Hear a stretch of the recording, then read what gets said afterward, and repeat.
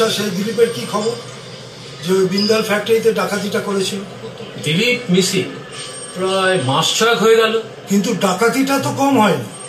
সেসব মাল কিনছে কে? এখন তো একটাই নাম স্যার, অভ্যাস।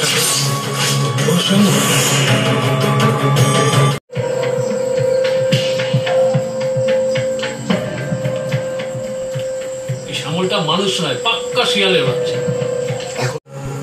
এই শ্যামল কখন কবজি দিয়ে খেলছে, কখন কলজি দিয়ে খেলছে, না কখন দিমাগ দিয়ে খেলছে। একদম সলিড ইন্টেল পাওয়া গেছে।